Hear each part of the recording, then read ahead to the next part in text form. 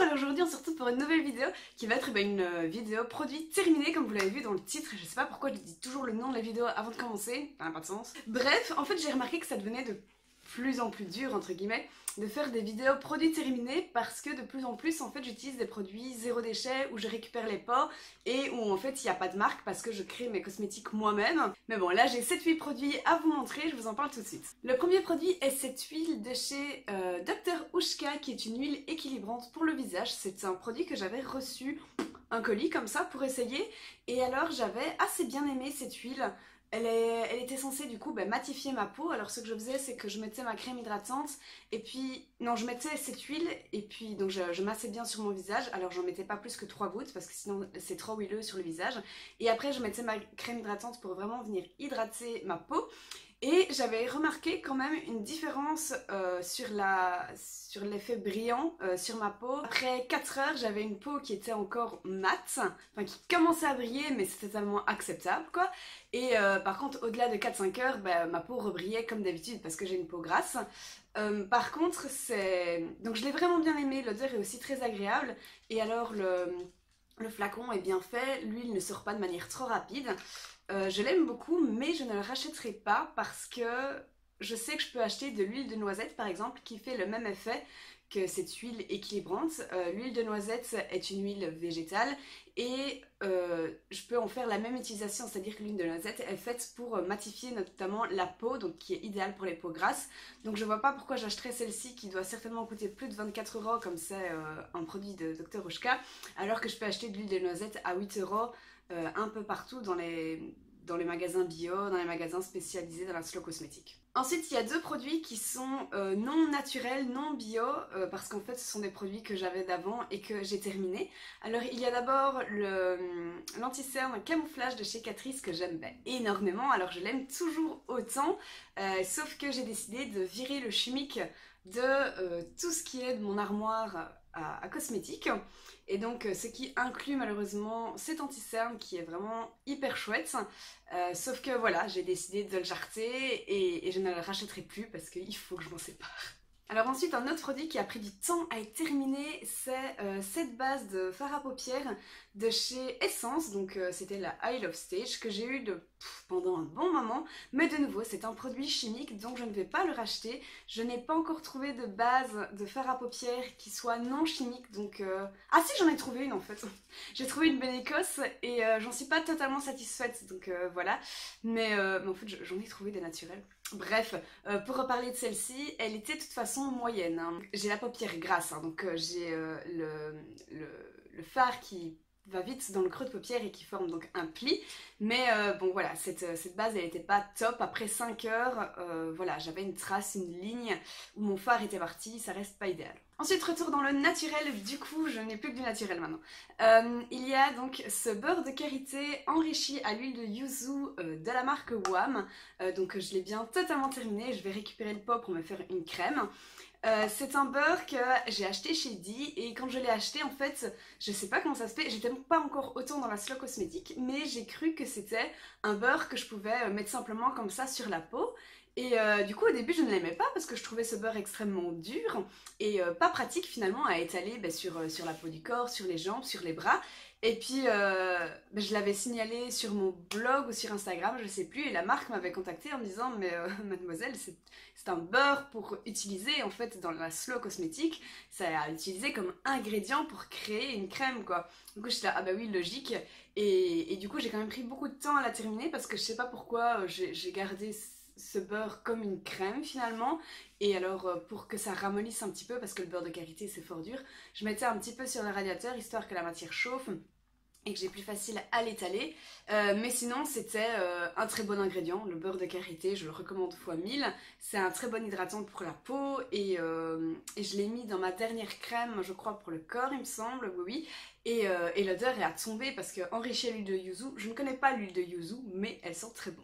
Ensuite, je l'avais reçu dans la box Nuo, qui est une box mensuelle de soins 100% naturels. Et alors, donc ceci, c'est de la marque Olution et c'est un nettoyant pour le visage. Ce nettoyant, donc en fait, quand on le... C'est un nettoyant un petit peu blanc, comme ça. pas totalement opaque et c'est assez liquide. Et alors, je sais pas, j'étais pas... C'est pas que j'aimais pas le produit, mais c'est que j'en étais pas fan. Je l'ai utilisé vraiment parce qu'il était là et pour terminer le pot, mais je l'utilisais sous la douche et du coup, bah ouais, une fois par jour je l'utilisais, mais je l'ai jamais trouvé fou et j'ai pas l'impression que ma peau était hyper bien nettoyée. En fait, j'avais juste pas d'impression avec ce produit. Donc, quitte à nettoyer ma peau, je préfère vraiment utiliser mon nettoyant pour le visage que je fais moi-même, qui est à l'argile, qui est au rassoul et au tea tree, donc je préfère nettement utiliser celui-là. Ceci, il n'était pas fou, quoi, je le rachèterai pas. Ensuite, un autre produit que j'ai beaucoup aimé, c'est cette poudre libre de chez... Non, cette poudre compacte de chez Dr. Ushka. La différence de la poudre compacte et de la poudre libre, c'est que la poudre libre est beaucoup plus fine et la compacte, généralement, elle est colorée. Donc voilà, moi je préfère les compactes. Et alors, je l'avais également reçue, oui, sur ma première collaboration avec Dr. Ushka. Je l'ai bien totalement fini, en fait à la fin je l'ai explosé, mais de toute façon j'arrivais plus à attraper de la matière. Et alors je l'ai beaucoup aimé, c'est vraiment une poudre qui était légère sur le visage, qui rajoutait un tout petit peu de couvrance, mais pas trop, et qui ne me donnait aucune impression de peau sèche. Franchement c'était très agréable. J'ai beaucoup aimé cette poudre. Est-ce que je la rachèterais? Oui, clairement, pourquoi pas. C'est juste que pour l'instant, je teste une de chez Avril Cosmetics. Je sais jamais si c'est Avril Cosmetics ou Avril Beauty. Enfin bref. Et je l'aime beaucoup aussi. Donc le prix, celle-ci, elle doit coûter au moins 25 € et celle de Avril m'a coûté 8-9 €. Donc voilà. Je l'aime beaucoup, mais c'est déjà une plus haut de gamme. Avant-dernier produit, c'est ce concealer, donc cet anti-cerne de chez Boho Green Revolution que je trouvais, donc c'est une marque que je trouve chez Dee, mais je pense que petit à petit en fait ils sont en train de liquider la marque parce que ils ne vont plus collaborer avec tout simplement. Bref, cet anti-cerne était sous forme de stick. Je l'ai bien aimé, je l'avais choisi une teinte trop claire je trouve, donc j'étais contente d'avoir ma poudre de Dr. Ushka pour un petit peu rajouter un petit peu de chaleur on va dire à mon visage. Mais sinon il couvre bien ce correcteur, il est vraiment à appliquer au doigt parce qu'il faut chauffer la matière pour vraiment avoir quelque chose qui s'étale correctement sur la peau. Impossible de faire ça au pinceau ou à l'éponge. Je préfère utiliser une éponge hein, personnellement. Mais bon voilà, je m'y suis faite. Après, genre en été j'ai la peau grasse. Et du coup, franchement, ce produit, il est génial en été, je l'adore. En plus, voilà, il donne quand même bonne mine parce qu'il m'éclaire bien sous l'œil. Mais par contre, en hiver, je commence à avoir une peau mixte. Donc, c'est-à-dire que je garde une peau grasse sur la zone T. Mais alors, tout ce qui est joues, ça commence à être vraiment sec. Et moi, je mets toujours du correcteur sur les joues parce que j'ai toujours des cicatrices d'anciens boutons. Et du coup, là, en hiver, c'est plus possible parce que la texture est un elle marque un petit peu la sécheresse sur la peau. Donc voilà, c'est un chouette correcteur qui coûte pas cher, mais pas pour tous les types de peau. Je prends le train, je dois partir dans 3 minutes, je termine cette vidéo, c'est un peu chaud. Ensuite, du coup, dernier produit, c'est celui-ci. Alors, il n'a pas de marque parce qu'en fait, c'est un tonique pour le visage que je fais moi-même, qui est au cidre de pomme. Je sais plus à quoi, mais je vous mettrai la recette dans la barre d'informations.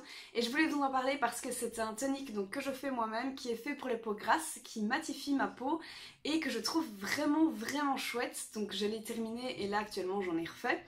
Je le trouve vraiment chouette parce que j'ai remarqué une diminution d'apparition de boutons sur ma peau et je pense clairement que c'est grâce à ce tonique plus les nettoyants que je fais moi-même.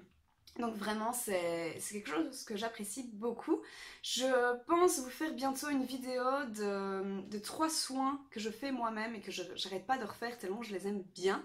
Et je pense du coup vous montrer la recette en images dans cette vidéo. Voilà, c'est tout pour cette vidéo. Alors il n'y a pas spécialement beaucoup de produits à vous montrer, mais je pense que c'est vraiment positif parce que ça veut dire que je consomme moins de produits également et que du coup je crée moins de déchets, ce qui est très bien. Et puis alors la grosse majorité... Non, en fait, maintenant, tout ce que j'utilise sur ma peau est naturel. Je n'ai plus de produits chimiques dans mes armoires, donc ça, c'est vraiment chouette.